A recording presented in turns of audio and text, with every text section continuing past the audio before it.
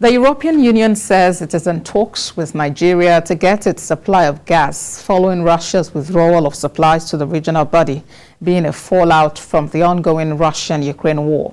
The European Union ambassador to Nigeria says the EU is also interested in continuing to deepen the bilateral relations between Nigeria and the European Union.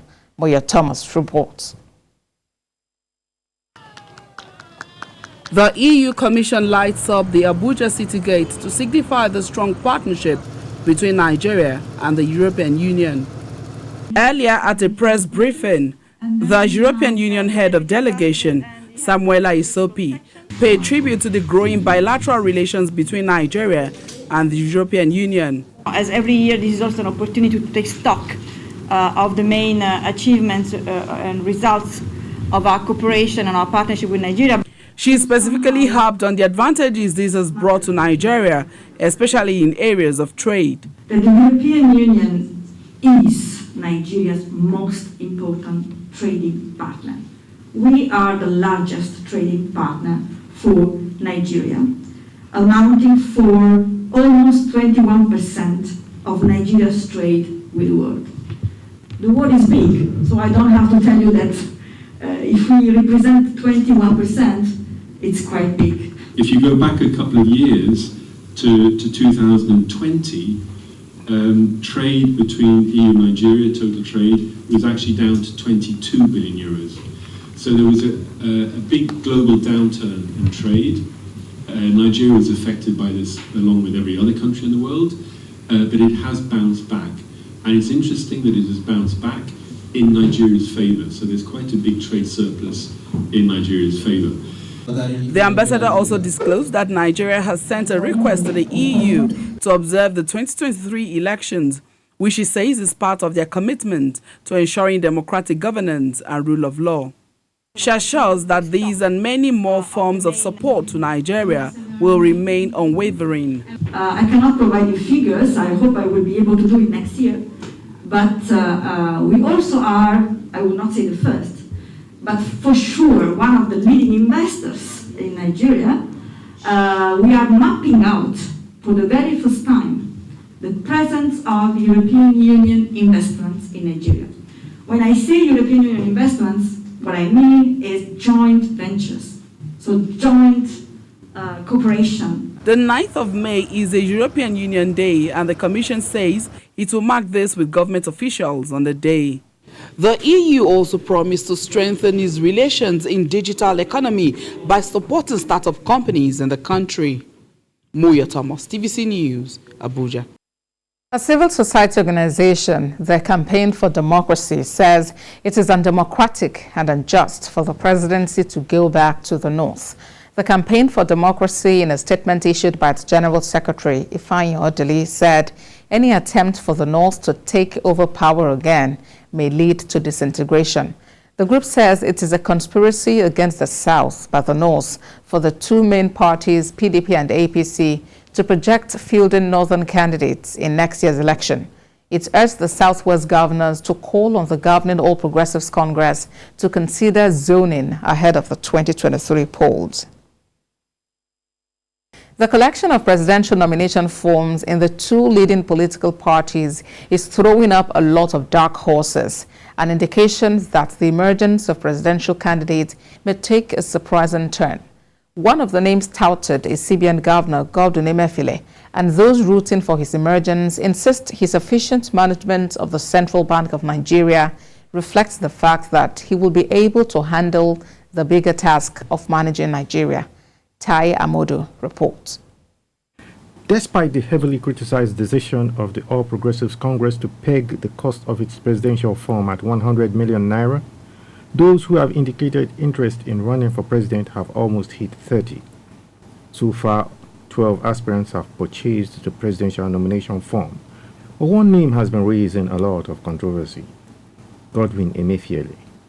There's no gainsaying the fact that the Central Bank of Nigeria, under Godwin Emefiele, has become more humane, intervening in situations that directly affect the common man. Some experts have termed the people-oriented policies under which the CBN has operated in the last 7 years economic nationalism.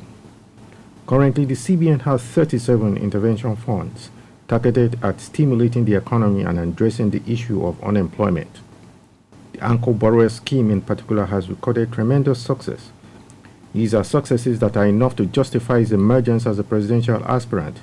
And in the past few weeks, some groups have been pushing for his involvement in the 2023 presidential race under the platform of the All Progressives Congress.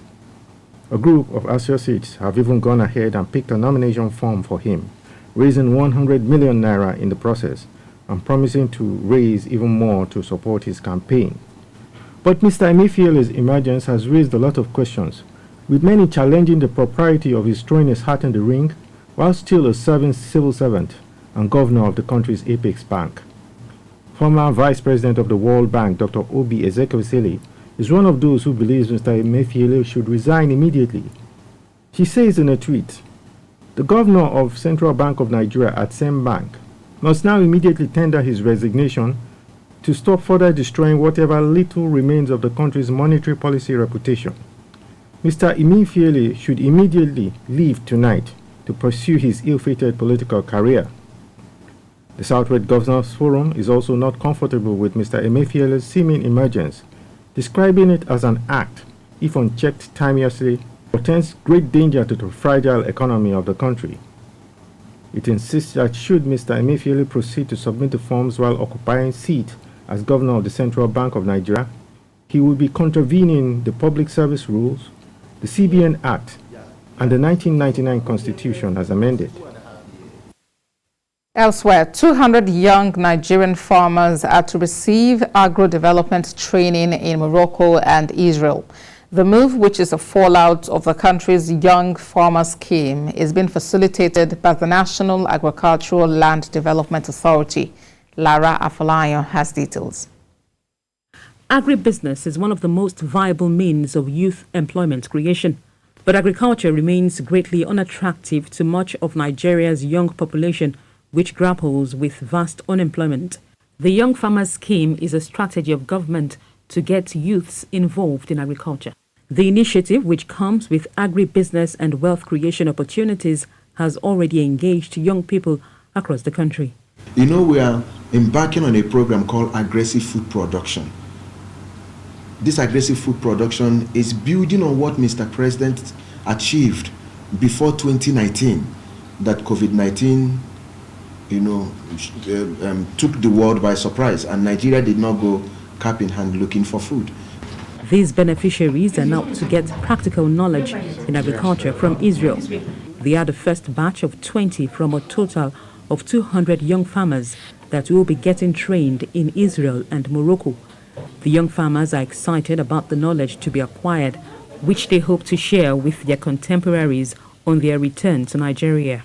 Our expectations for this trip is for us to have more knowledge, to get to see the recent, or let's say the most common recent technology used in agricultural sector, so that we can find a way of how to bring it down here. I would learn the new method of farming, a mechanized way of farming, and then bring it back home, and with our weather condition and the way we farm, I'll be able to merge the two and make a better farmer. Israel and Morocco were chosen due to certain agriculture specializations which they possess that will be relevant to Nigeria's agriculture needs. Morocco and Israel is given all over the world that they are very good in what they do, and there are things you will see that will provoke you to come back and begin to establish this in Nigeria. So it's not that Nigeria doesn't have good agrarian or a very good lecturers that can know, but we want to expose them to see that mechanized agriculture is real. The Young Farmers Scheme is part of the Agricultural Land Development Authority's efforts at encouraging more young people to go into agriculture as part of the federal government's efforts at agricultural development. Lara Afolayan, TVC News, Abuja.